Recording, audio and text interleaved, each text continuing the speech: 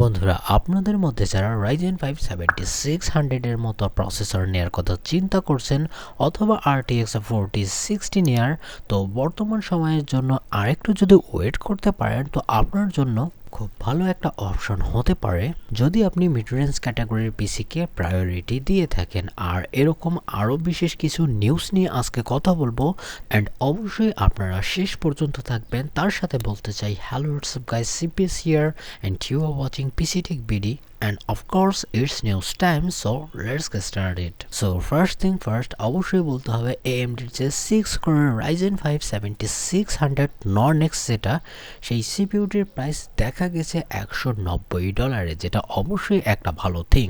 আমাদের বাংলাদেশেও এর প্রাইসটা মোটামুটি একটা রিজনেবল প্রাইসেই রাখবো যদি অন্যান্য দেশের কথা চিন্তা করি, যে 23,000 থেকে 23,500-র মধ্যেই বিক্রি হচ্ছে। তবে হ্যাঁ, এবার যেটা স্পটেড করা গেছে $190, তো সেক্ষেত্রে দেখা যাবে যে কয়েকদিন পর বাংলাদেশেও এর প্রাইস অনেকটাই রিডাকশন হতে পারে, লাইক 20,000 টাকার কাছাকাছি আসতে পারে বা এর নিচেও আসতে পারে।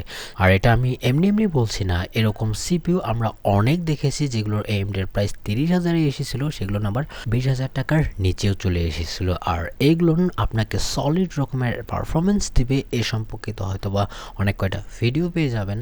তবে হ্যাঁ, এটা যদি 20,000 বা তার নিচে আসে, এটা একটা ভালো অপশন হতে পারে। আফটার অল AM5 মাদারবোর্ডগুলোর প্রাইস অনেকটাই বেশি, তো এটা একটা গুড থিং।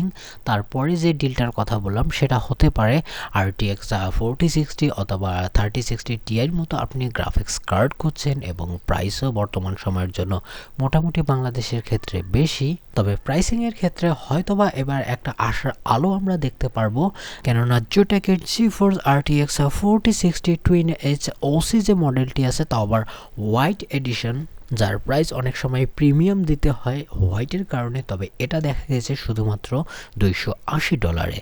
হ্যাঁ, বাংলাদেশে অ্যাভেলেবেল না এই প্রাইসের মধ্যে বর্তমানে। তবে হ্যাঁ, এরকম যদি অন্যান্য কোম্পানিগুলো এরকম নিয়ে আসে প্রাইসিং আর কি, তো সেক্ষেত্রে দেখা যাবে বাংলাদেশেও মোটামুটি একটা কম প্রাইসে আমরা দেখতে পারবো। অ্যারাউন্ড যদি 35 থেকে 36,000 টাকার কাছাকাছি চলে আসে, এটা একটা ভালো অপশন হতে পারে বলে আমি আশা করি। আর এই প্রাইসটা অনলি দেখা গেছে নিউ এগের মতো ওয়েবসাইটে। আর 4060 অনেক পাওয়ার এফিশিয়েন্ট একটি কার্ড, ভালো মানের গেমিং করাতে সক্ষম, ইভেন 2K-তে আপনাকে ভালোভাবেই গেমিং করাতে সক্ষম। রে ট্রেসিং অবশ্যই আপনাকে ফায়দা দিতে পারে। আর এ সম্পর্কিত ভিডিও কয়েকদিন আগেই আমি একটা নিয়ে এসেছিলাম, অর্থাৎ কম্প্যারিজন ভিডিও, সেটি চেক আউট করতে ভুলবেন না যদি আপনার বাজেট 40,000 টাকার নিচের গ্রাফিক্স কার্ডের মধ্যে হয়ে থাকে। যেহেতু আমরা কথা বলছি গ্রাফিক্স কার্ডের, অবশ্যই বলতে হবে ইন্টেলের নেক্সট জেনারেশন যে সকল গ্রাফিক্স কার্ড আসবে, উইচ ইজ ব্যাটেলমেজ সিরিজের, তো সেগুলোর কিছু বিষয় এক্স্যাক্টলি বলে দেই আপনাদের কাছে। দুইটা গ্রাফিক্স কার্ড স্পটেড হয়েছে, একটা হচ্ছে XG2 LPG গ্রাফিক্স আর্কিটেকচারের মধ্যেই আসা 20 এবং 24 XG কোর সম্পন্ন গ্রাফিক্স কার্ড, যেটা অবশ্যই অন্যান্য গ্রাফিক্স কার্ড কোম্পানির তুলনায় এটা বাজেট বা লোয়ার মিড রেঞ্জ ক্যাটাগরিতে বিলং করবে। ওই যে বর্তমান সময়ের জন্য আছে না আর্ক A580, অর্থাৎ ফ্ল্যাগশিপের নিচের কার্ডগুলো, এগুলো দেখা গেছে। আর সবচেয়ে ইন্টারেস্টিং পার্ট হবে, এগুলো অবশ্যই মনে হয় যে GDDR7কেই ব্যবহার করবে। আর এখানে 12GB VRAM দেখা গেছে, অর্থাৎ এখানে যদি 20 থেকে 25,000 টাকার মধ্যে যদি 12GB গ্রাফিক্স কার্ড দেখা যায় উইথ ভালো পারফরমেন্সের সাথে, অবভিয়াসলি তারা ব্যাটলমেজে আগের বারের তুলনায় মোটামুটি একটা ভালো স্কোর করতে সক্ষম হবে। অ্যান্ড মোস্ট ইম্পর্টেন্টলি তারা সফটওয়্যারগত দিক থেকে আরও উন্নতি করবে। তো সেক্ষেত্রে জনগণের জন্য একটা বিষয় ভালো হবে যে না, একটা ভালো প্রাইসে থেকে ভালো গেমিং করা সক্ষম। আর এই লিকটা মূলত দেখা গেছে সি সফটওয়্যার সেন্টারের কাছ থেকে, যেখানে আমরা এখানে ক্লিয়ারলি দেখতে পারছি, মেনশন করা নেই যে কোন গ্রাফিক্স কার্ডগুলো হবে।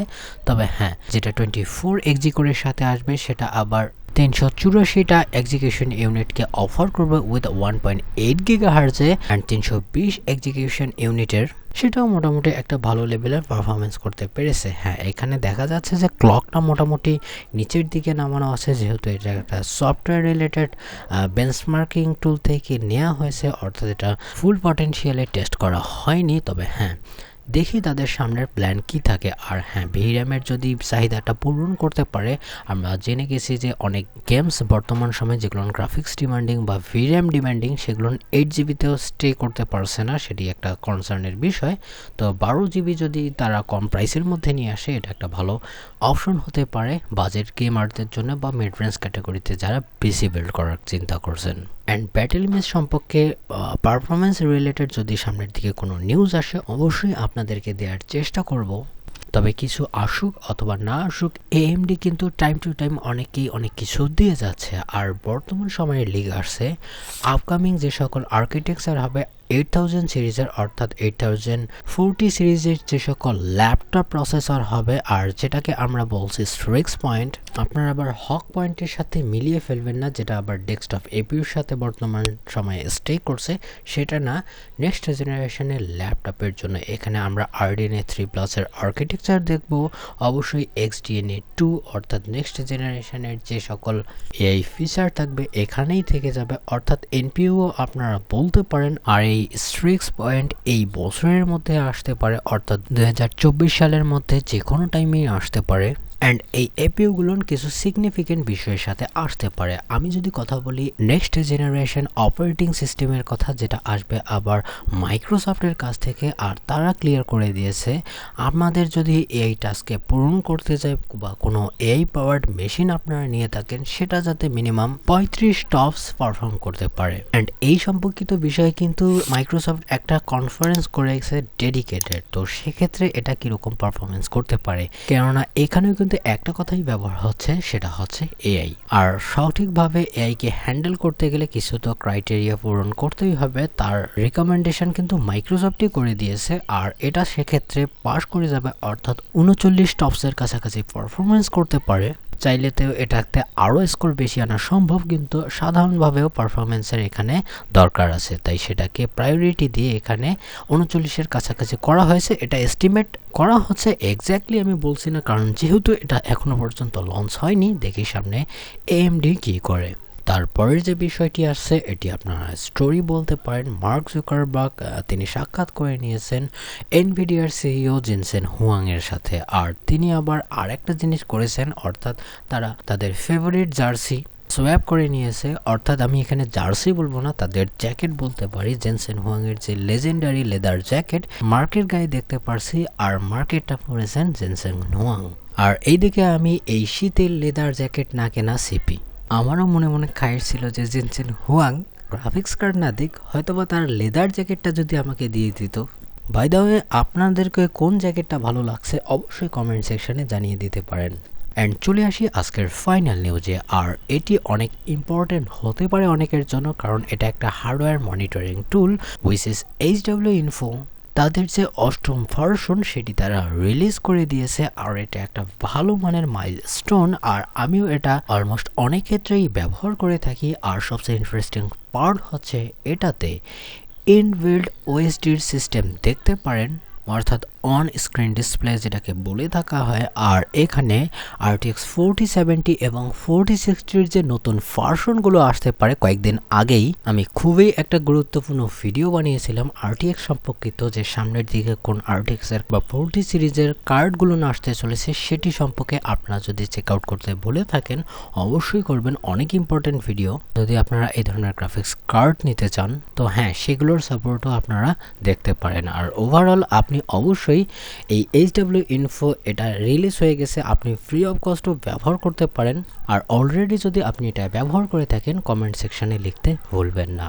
অ্যান্ড আজকে যদি একটা ক্রেজি নিউজ দিয়ে শেষ করতে চাই, কেমন হয় বিষয়টি অবশ্যই ভালো লাগতে পারে, কারণ ওয়ার্ল্ডের সবচেয়ে ফাস্টেস্ট ক্যামেরা খুব শীঘ্রই সামনের দিকে আসতে পারে, আর এরকম দাবি করেছে national institute of scientific research. And তারা দাবি করেছে এই ক্যামেরার মাধ্যমে মাইন্ড ব্লাস্টিং 156.3 ট্রিলিয়ন পর্যন্ত ফ্রেমকে ক্যাপচার করতে পারবে। এটা আসলেই আনরিয়েল লাগছে। আর তারা বলছে 156.3 টেরাহার্জে প্রতিটা পিক্সেল সিগন্যাল ক্যাপচার করতে পারে, অ্যান্ড যার মাধ্যমে 156 ধরে 156 মিলিয়ন না, বিলিয়ন না, ট্রিলিয়ন পর্যন্ত ফ্রেম ক্যাপচার করতে পারবে বলে তারা বিষয়টিকে উপস্থাপন করেছে। আপনারা যদি বর্তমান সময়ের স্মার্টফোনগুলোর দিকে দেখেন তো সর্বোচ্চ ফ্ল্যাগশিপ ফোনগুলোতে স্যামসাংয়ের 960 পর্যন্ত ফ্রেম ক্যাপচার করতে পারে। ইভেন যদি আমরা স্লোমো গায়ের কথা বলে, যিনি আবার ইউটিউবে অনেক ফেমাস সুপার স্লো মোশন ক্যাপচারের জন্য, তার camera up to 8 lakh frame per second generate করতে পারে, যেটা আসলেই এটার কোনো প্রয়োজন হয় না এতটা হাই স্পিড ক্যামেরার। তবে এখানে চিন্তা করুন যে 3 ডিজিটে ট্রিলিয়ন ফ্রেম পার সেকেন্ড চলে গেছে, আপনারা বুঝুন যে এখানে কি ধরনের ব্যবহার হতে পারে। এটা মনে হয় লাইটকেই ক্যাপচার করার জন্য করা হয়েছে, এরকমটাই আমার মনে হচ্ছে। দেখি সামনে কি হয়। তবে আপনারা যারা ভাবছেন যে আপনার সাধারণ ক্যামেরাতে বা মোবাইল ফোনের ক্যামেরাতে এরকম ফিচার আসবে, তবে এটা ভাবাটা উইয়ার্ড হয়ে যাবে। আর আপনারা একবার ক্যামেরার ইকুইপমেন্টগুলো দেখুন। তবে এটা নর্মাল ফটোগ্রাফির জন্য হবে না, স্কার্ভ যেটাকে তারা বলছে swept coded aperture real time femto photography, যা সায়েন্স এবং টেকনোলজিরই একটা অংশ।